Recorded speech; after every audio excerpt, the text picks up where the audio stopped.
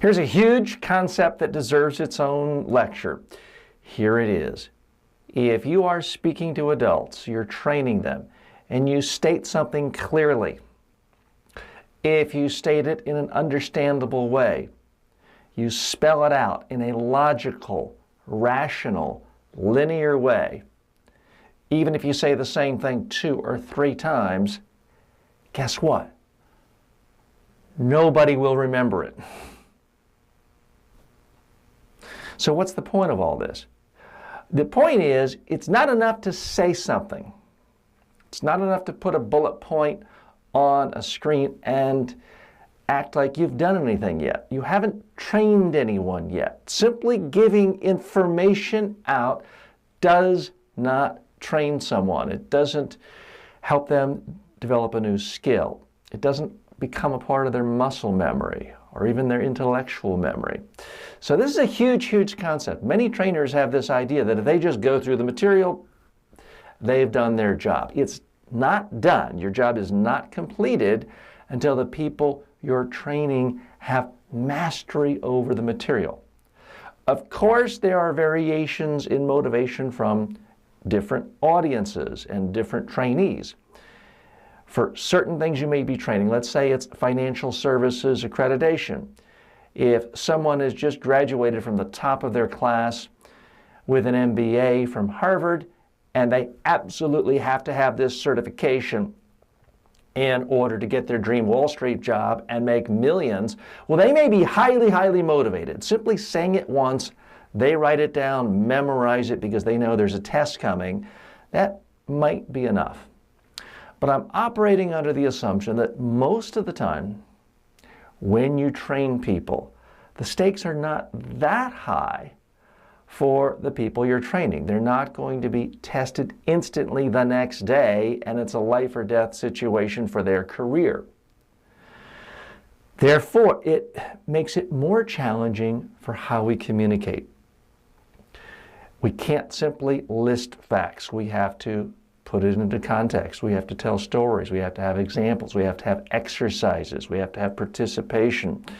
We may have to use video recording. We may need images. We may need all sorts of multimedia and a combination of testing and experiences and activities to actually train people.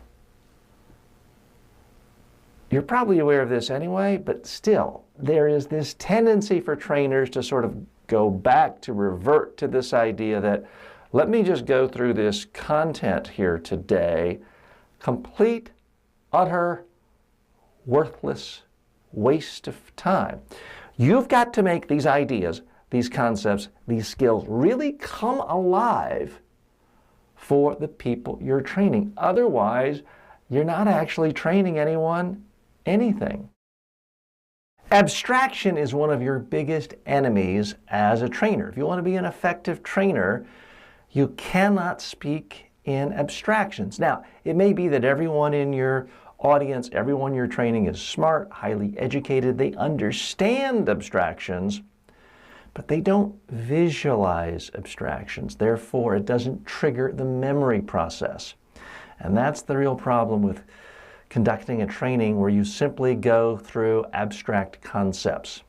You've got to spend the time it takes to really paint a picture for people. So if you are giving an overview of changes in securities law, there's some dry abstract concepts there. You have to go through that, I understand. But if you really want it to sink in, you're going to have to find examples of people in your industry, perhaps even in your own organization, who violated a specific securities law, went to prison, lost their home, got divorced, their family doesn't speak to them anymore, and their life is ruined. If you really want to drive home the importance of why we have to follow all securities laws in our organization. If you are training people on how they can decide what benefits package to choose from, and where to put their 401k, and how to choose from various mutual funds or index funds, this bores a lot of people, frankly. It's a bunch of numbers, the eyes glaze over. You've got to make it real for people.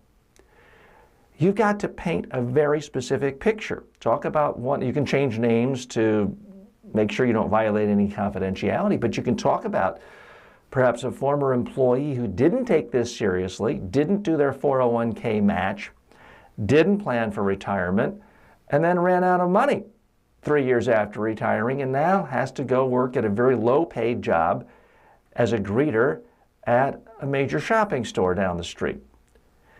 You also may want to paint a picture of someone who perhaps didn't have a great, glamorous, high-paying job, but they really picked the right investment vehicles. They always did their match with 401k, and now you're getting postcards from them every 6 months from new exotic locations they're traveling on with their spouse. Their retirement years are great. So you can make something as dry as financial planning really interesting to people, relatable to people, if you take the time to go from the abstract to the concrete.